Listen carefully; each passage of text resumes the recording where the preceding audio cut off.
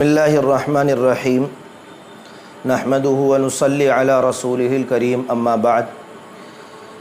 मोहतरम भाइयों, आने वाला 10 ज़िलहिज्जा का दिन हम सब के लिए खुशी का दिन है। अल्लाह ने इसको ईद का दिन बनाया है, एक इस्लामी त्यौहार का दिन बनाया है, क़ुरबानी का दिन बनाया है। और नबी पाक सल्लल्लाहु अलैहि वसल्लम ने इस दिन को अल्लाह की मेहमान नवाज़ी और अल्लाह की ज़ियाफ़त का दिन करार दिया है। हम सब की ज़िम्मेदारी ये बनती है कि बहैसियत मुसलमान इस दिन को हम उस तरीक़े पर अंजाम देने की कोशिश करें जो शरीयत का तकाज़ा है, हुक्म खुदाबंदी का तकाज़ा है, सुन्नत रसूल का तकाज़ा है। इस दिन में 2 अहम इबादतें हमारे सामने हैं।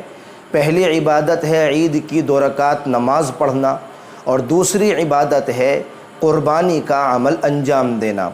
इन दोनों को अच्छी तरह समझ लेना चाहिए और फिर सही तरीक़े से शरीयत के तकाज़े के मुताबिक इनको अदा करना चाहिए। सबसे पहले नमाज़ पढ़ने का तरीक़ा जान लेना ज़रूरी है। हम जब ईद की 2 रकात नमाज़ पढ़ने के लिए खड़े होते हैं तो हम जानते हैं कि आम नमाज़ों के मुकाबले में ईद में 6 तकबीरें ज़ायद हैं।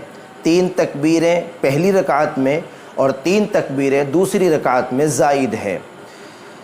तरीक़ा इसका ये है कि जब हम नियत बांध कर अल्लाहु अकबर, हाथ उठाकर अल्लाहु अकबर कहते हैं तो सबसे पहले अल्लाहु अकबर कह कर के हम हाथ उठाएंगे और इस तरह उसको बांध लेंगे। इसमें हम सना पढ़ते हैं, सुब्हानक अल्लाहुम्मा व बिहम्दिका व तबारक अस्मुका व तआला जद्दुका व ला इलाहा गैरुक। ये असली तकबीर थी। इसके बाद 3 ज़ायद तकबीरों का नंबर आता है। अब हम फिर से एक बार अल्लाहु अकबर कहते हुए हाथ उठाएंगे और छोड़ देंगे। फिर दूसरी बार अल्लाहु अकबर कहते हुए हाथ उठाएंगे और छोड़ देंगे। फिर तीसरी बार अल्लाहु अकबर कहते हुए हाथ उठाते हैं। 3 तकबीरें पूरी हो गई, अब हाथ बांध लिए जाएंगे। इसमें क़िरात होती है, इमाम क़िरात करते हैं, लोग क़िरात सुनते हैं। उसके बाद रुकू सजदा करके 1 रकात मुकम्मल हो जाती है। दूसरी रकात के लिए जब हम खड़े होते हैं तो खड़े होते ही सबसे पहले हाथ अपनी नाफ पर बांध लेते हैं। इसमें पहले इमाम साहब क़िरात करते हैं, सूरत पढ़ते हैं, सूरह फातिहा पढ़ते हैं। उसके बाद 3 ज़ायद तकबीरों का नंबर आता है।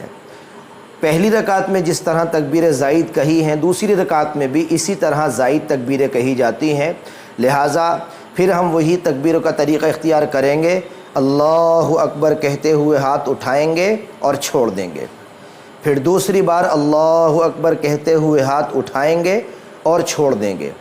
फिर तीसरी बार अल्लाहु अकबर कहते हुए हाथ उठाएंगे और छोड़ देंगे। 3 ज़ायद तकबीरें मुकम्मल हो गईं। अब रुकू में जाने का नंबर है, लिहाजा हाथ उठाए बग़ैर अल्लाहु अकबर कहते हुए हम रुकू में चले जाते हैं।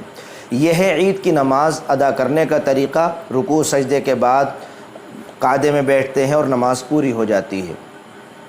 दूसरी चीज़ है क़ुरबानी। क़ुरबानी करना साहिब निसाब पर वाजिब है और आम लोगों पर जो साहिब निसाब नहीं है, जिनके पास ज़कात की मालियत वाला माल नहीं है, उन पर क़ुरबानी करना सुन्नत है, मुस्तहब है। वो क़ुरबानी करते हैं तो सवाब के मुस्तहिक़ होते हैं। लेकिन क़ुरबानी का भी एक तरीक़ा है। क़ुरबानी में जब जानवर क़ुरबान किया जाता है तो हमारे सामने 3 दुआएँ आती हैं। पहली दुआ पढ़ते हैं, इन्नी वज्जहतु वजहिया लिल्लज़ी फ़तरस समावाति वल अर्ज़ हनीफ़ा वमा अना मिनल मुशरिकीन इन्न सलाती व नुसुकी व महयाय व ममाती लिल्लाहि रब्बिल आलमीन ला शरीक लहू व बिज़ालिका उमिरतु व अना मिनल मुस्लिमीन। ये सबसे पहले दुआ पढ़ी जाती है। इस दुआ का पढ़ना सुन्नत है। अगर ये दुआ रह भी जाए तो कोई मुज़ायक़ा नहीं है, लेकिन नबी पाक अलैहिस्सलाम ने इस दुआ को पढ़ा है, इसलिए उम्मत के लिए इस दुआ को पढ़ना सुन्नत है। दूसरी दुआ है जानवर को ज़बह करते वक्त अल्लाह का नाम लेना, यानी बिस्मिल्लाहि अल्लाहु अकबर कहना। याद रखिएगा یہ بسم اللہ اللہ اکبر کہنا جانور کو ذبح کرتے وقت واجب ہے۔ آپ ذبح کریں یا آپ کا قصائی ذبح کرے، اس بات کا خیال رکھیں کہ جانور کی گردن پر چھری پھیرتے وقت یہ بسم اللہ اللہ اکبر ضرور کہنا ہے، ورنہ ہو سکتا ہے کہ ہم سستی کی وجہ سے بسم اللہ چھوڑ دیں اور ہمارا جانور حلال ہی نہ رہے، ہمارے کھانے کے لائق نہ رہے۔ تیسری دعا جو قربانی کرنے کے بعد پڑھی جاتی ہے، جب آدمی اپنی قربانی کرتا ہے تو کہتا ہے اللہم تقبل منی کما تقبلت من خلیلک ابراہیم و حبیبک محمد علیہم الصلاۃ والسلام۔ اور اگر حصے دار ہیں، کئی سارے لوگ اس جانور میں شریک ہیں، تو وہ دعا پڑھتے ہیں اللہم تقبل من فلاں بن فلاں۔ یہاں ان سارے حصے داروں کے نام لے لیے جاتے ہیں جن کی قربانی ہو رہی ہے، کما تقبلت من خلیلک ابراہیم و حبیبک محمد علیہم الصلاۃ والسلام۔ اس دعا کا پڑھنا بھی سنت ہے۔ اگر یہ دعا رہ بھی جائے تو جن لوگوں نے قربانی کی نیت کی ہے ان کی قربانی اپنے آپ ہو جاتی ہے، لیکن بسم اللہ اللہ اکبر کہنا یہ واجب ہے، اس کے بغیر قربانی نہیں کہلا سکتی۔ اس کے ساتھ قربانی کا ایک مختصر سا طریقہ ہمیں جان لینا چاہیے۔ جب ہم قربانی کے لیے جانور کو گراتے ہیں تو اس کا دھیان رکھیں کہ قربانی کے جانور کی گردن قبلے کی طرف ہونی چاہیے تاکہ چھری پھیرتے وقت اس کا خون اسی طرح بہے۔ دوسرے، قربانی کے جانور پر اپنا دایاں پاؤں رکھا جاتا ہے اور پھر دائیں ہاتھ سے جہاں قصائی کہتا ہے وہاں تیز چھری پھیری جاتی ہے۔ یہ سنت طریقہ ہے قربانی کو ذبح کرنے کا۔ یہ دو اہم عبادتیں ہیں، ان عبادتوں کو انجام دینا چاہیے۔ قربانی کرنے کے بعد سنت یہ ہے کہ اپنی قربانی کا گوشت 3 حصوں میں تقسیم کیا جائے۔ ایک حصہ اپنے آپ کے لیے رکھا جائے، اپنے گھر کے لیے، ایک حصہ رشتہ داروں میں تقسیم کیا جائے اور تیسرا حصہ غربا میں تقسیم کیا جائے۔ یہ بھی آقا صلی اللہ علیہ وسلم کی سنت ہے۔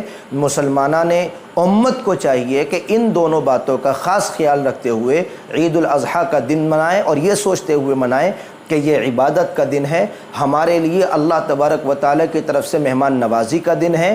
ہم اس میں اللہ کا شکر ادا کریں اور اللہ سے اپنی مغفرت کی دعا کریں۔ اللہ تعالیٰ ہم سب کو عمل کی توفیق عطا فرمائے۔ وما علینا الا البلاغ۔